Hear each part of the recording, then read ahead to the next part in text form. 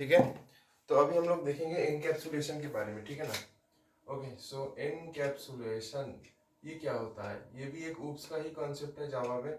Encapsulation का काम क्या होता है, हम लोग जो डेटा है, ठीक है, यानी वेरिएबल्स और जो मेथड्स है, दोनों को एक क्लास में रैप अप कर देते हैं, ठीक है। इसका मैं डेफिनेशन बताऊंगा, पर पहले मैं एक डायग्राम बना देता हूँ ताकि आपको समझ में आ जाए। ये पार्ट आपका है डेटा, ठीक है, डेटा, और ये पार्ट है आपका मेथड, और ये जो पूरा कैप्सूल आपको दिख रहा है, ये this is what is this capsule, this capsule is nothing but a class. तो एनकैप्सुलेशन में हम क्या करते हैं, डेटा और मेथड जो है इनको एक सेम क्लास में रैप अप कर देते हैं, ठीक है। तो हम लोग क्या करते हैं, बेसिकली जो डेटा है और जो मेथड्स है, we wrap them up in a same class, okay. और फिर हम क्या करते हैं, डायरेक्ट एक्सेस, डेटा को डायरेक्ट एक्सेस नहीं देते, ठीक है।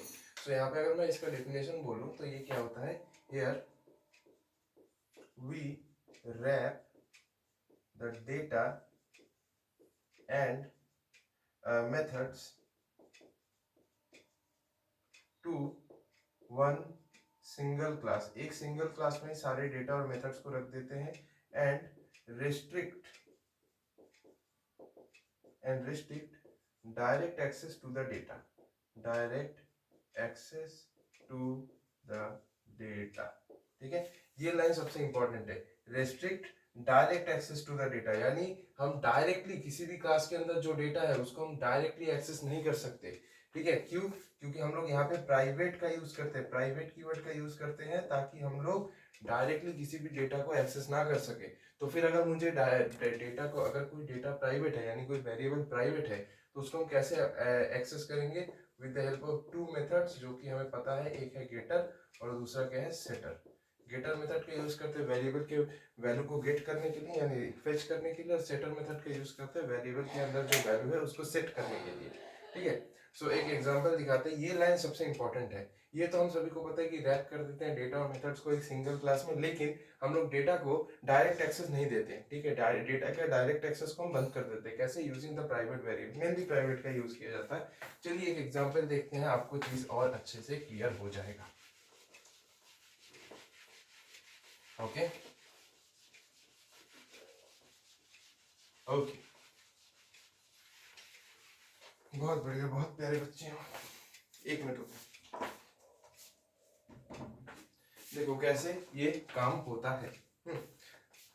मान लीजिए मेरे पास एक क्लास है, पहले देख लो कितना दिख रहा है कितना नहीं दिख रहा है, अच्छा ठीक है दिख रहा है। तो मान लेते हैं मेरे पास एक क्लास है, ऐसे करके क्लास, और यहाँ पे हम मान लेते हैं स्टूडेंट क्लास है, ठीक है। अब स्टूडेंट क्लास के अंदर हम दो चीजों को प्राइवेट रखेंगे, इंस्टेंस वेरिएबल होते हैं जो क्लास के अंदर जो वेरिएबल लेंगे वही इंस्टेंस वेरिएबल है। तो बेसिकली दो वेरिएबल्स हम लेंगे, एक है मान लेते हैं रोल नंबर, ठीक है, प्राइवेट रखेंगे इसको, ठीक है, क्योंकि हमें क्या करना है, डेटा के एक्सेस को लॉक करना है। तो यहाँ पे मान लेते लिख देंगे प्राइवेट इंट रोल नंबर, ठीक है, क्योंकि इसके एक्सेस को हमें लॉक करना है तो प्राइवेट कर दिया, डायरेक्ट एक्सेस रेस्ट्रिक्ट करना है। और इसका नेम, ठीक है, नेम स्ट्रिंग होगा, ऑब्वियस सी बात है, स्ट्रिंग डेटा टाइप का यूज करना है, नेम। तो मैंने स्टूडेंट के नेम और रोल नंबर को डायरेक्टली एक्सेस करने से ब्लॉक कर दिया, ठीक है। तो अब हमें क्या, मैंने क्या बोला था, तो फिर अगर मैंने किसी भी चीज को डायरेक्ट एक्सेस ब्लॉक कर दिया, तो मुझे उस चीज को कैसे एक्सेस करना होगा, with the help of getter and setter methods, ठीक है। तो ये आपके क्या हो गए, डेटा हो गए। अब यहाँ पे हम मेथड्स को डिफाइन करेंगे for accessing and setting the value of those variables, ठीक है। तो यहाँ पे हम क्या करेंगे, सबसे पहले क्या करना पड़ेगा, पहले ये बताओ, पहले गेट करेंगे या सेट करेंगे। पहले तो भैया हमें गेट करना होगा, पहले तो मुझे ये वेरिएबल अपने हाथ में लेने होंगे, उसके बाद तो मैं चेंज कर पाऊंगा। तो यहाँ पे मैं क्या करूंगा, void गेट रोल नंबर, ऐसा एक मैं फंक्शन बना दूंगा, ठीक है। तो ये क्या कर देगा, ये बेसिकली जो है नहीं, void नहीं करना पड़ेगा, सॉरी, मेरे को बेसिकली रोल नंबर को रिटर्न करना है। तो रोल नंबर का डेटा टाइप क्या है, इंट है। सो इंट गेट रोल नंबर, और यहाँ पे हम क्या करेंगे, रिटर्न कर देंगे रोल नंबर को, रिटर्न RNO, ठीक है। तो ये क्या करेगा, बेसिकली जो रोल नंबर है उसको रिटर्न कर देगा। अब जैसे मुझे रोल नंबर मिल गया, अब मुझे इसके वैल्यू को सेट करना पड़ेगा, और सेट करने के लिए हम सेटर मेथड का यूज करेंगे। तो यहाँ पे हम क्या करेंगे, मान लेते हैं void set रोल नंबर, ऐसा एक फंक्शन मैंने लिख दिया। और यहाँ पे हम क्या करेंगे, बेसिकली रोल नंबर को सेट करेंगे, ठीक है। सो यहाँ पे हम क्या लिख सकते हैं, इस तरह से लिख सकते हैं, दिस डॉट, दिस कीवर्ड का यूज करेंगे, this dot roll number equal to roll number. क्या ये यूज किया जा सकता है, हाँ भैया बिल्कुल किया जा सकता है, कोई गलती नहीं है इसमें, कोई गलती ना है, ठीक है। अच्छा, इसके बाद मैंने क्या किया, मैंने रोल नंबर को इस तरह से गेट कर लिया। तो ये देखिए यहाँ पे डेटा भी है, ये पार्ट जो है ये आपका डेटा है, और ये जो पार्ट है ये आपके मेथड्स हैं, ये तो आपको पता ही है। अब हम लोग नेम को भी फेच करेंगे, उसके बाद सेट करेंगे। तो यहाँ पे हम क्या करेंगे, सबसे पहले नेम को फेच करेंगे, तो यहाँ पे हम क्या लिखेंगे, स्ट्रिंग गेट नेम, ऑब्वियस सी बात है।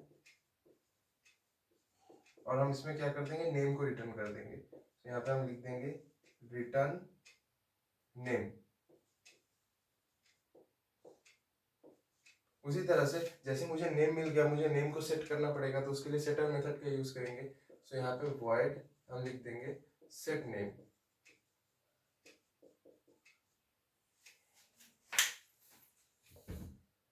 आई गेस दिख रहा है, हाँ। तो हम लोग क्या करेंगे, नेम को सेट करेंगे। तो हम कैसे सेट करेंगे, देखो यहाँ पे वही दिस कीवर्ड का यूज करेंगे। तो यहाँ पे हम लिखेंगे this dot name equal to name. This keyword का यूज करके हमने क्या कर दिया, बेसिकली नेम को सेट कर दिया, और यहाँ पे मैंने क्लास को बंद कर दिया। तो यहाँ पे आपको क्या लग रहा है, यहाँ पे मैंने क्या किया, डेटा और मेथड सारे सेम ही क्लास में है, और मैंने यहाँ पे डायरेक्ट एक्सेस को बंद कर दिया। कैसे बंद किया, with the help of private variables. और यहाँ पे आपको दिख ही रहा है, जो डेटा है वो भी स्टूडेंट क्लास में है, और जो मेथड्स है वो भी आपके स्टूडेंट क्लास में ही है। और इनकैप्सुलेशन यही करता है, मैं क्या कर, इनकैप्सुलेशन यही कहता है कि इनकैप्सुलेशन बेसिकली डेटा और मेथड सबको एक ही क्लास में समेट देता है। तो देखो मैंने भी वही काम किया, तो मैंने इनकैप्सुलेशन ही किया।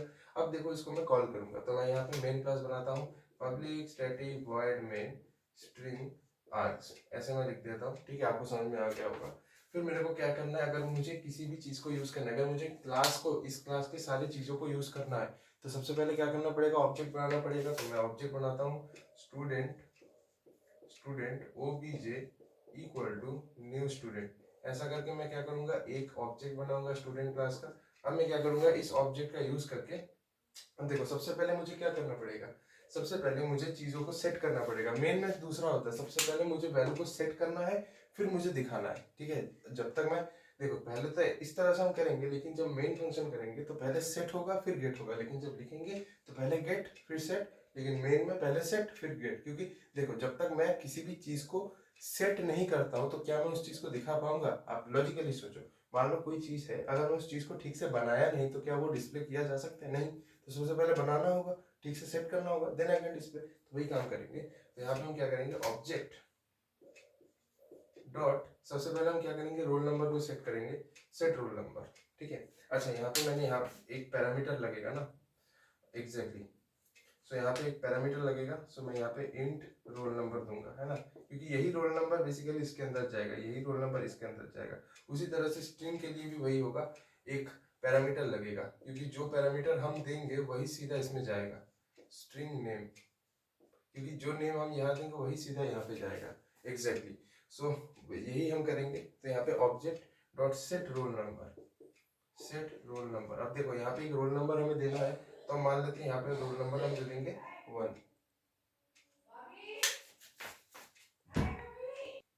ठीक है, इसके बाद हमें क्या करना है, जैसे हमने सेट किया रोल नंबर को, अब हमें क्या करना है, नेम को भी सेट करना है। तो यहाँ पे हम क्या लिखेंगे, ऑब्जेक्ट को यूज करेंगे, और ऑब्जेक्ट के बाद हम किस क्लास के मेथड को यूज करेंगे, सेट नेम, इसको यूज करेंगे। इसमें हम लोग एक नाम देंगे, जैसे हम मान लेते हैं सेट नेम। इसमें हम एक नेम दे देंगे, क्योंकि इनपुट पैरामीटर में एक नेम चाहिए है। मैं यहाँ पे अमन दे देता हूँ। ठीक है, अब मैं क्या करूंगा, जो भी मैंने रोल नंबर या नेम जो सेट किया है, अब मैं उसको दिखाऊंगा। तो कैसे दिखाऊंगा, देखो system dot out dot println. Basically अब हम किस मेथड का यूज करेंगे for showing the name, displaying the name, तो ये वाला, ये बेसिकली क्या रिटर्न करेगा, रोल नंबर रिटर्न करेगा। तो हम इसको सीधा दिखा देंगे। ठीक है, यानी जो भी चीज ये रिटर्न करेगा, हम उसको सीधा system dot out dot println के यूज से डिस्प्ले कर देंगे। ठीक है, तो हम वही करेंगे, system dot out dot println OBJ dot gate roll number. इसका तो ये OBJ dot gate role number क्या रिटर्न करेगा, 1 रिटर्न करेगा, और वही हम लोग डिस्प्ले कर देंगे with the help of system dot out dot println. उसी तरह से हम नेम को भी डिस्प्ले करेंगे। तो यहाँ पे हम क्या लिखेंगे, system dot out dot println OBJ dot gate name. ठीक है, तो यहाँ पे क्या होगा, obj.getName बेसिकली क्या कर रहा है, देखो यहाँ से obj.get name बेसिकली नेम को रिटर्न कर रहा है। तो ये जो नेम मैंने क्या लिखा था, अमन, तो ये अमन रिटर्न करेगा और ये अमन डिस्प्ले कराने के लिए हम लोग system.out.println का यूज करें, जिससे हम लोग जो अमन रिटर्न किया है नेम उसको हम डिस्प्ले कर देंगे। सो इस तरह से हम लोग पूरा एनकैप्सुलेशन कर रहे थे। यहाँ पे हम लोगों ने डेटा के एक्सेस को रेस्ट्रिक्ट किया, ठीक है, डायरेक्ट एक्सेस नहीं दिया, मेथड्स को भी सेम क्लास के अंदर ही मैंने डिफाइन किया। So this entire thing is nothing but encapsulation, ठीक है।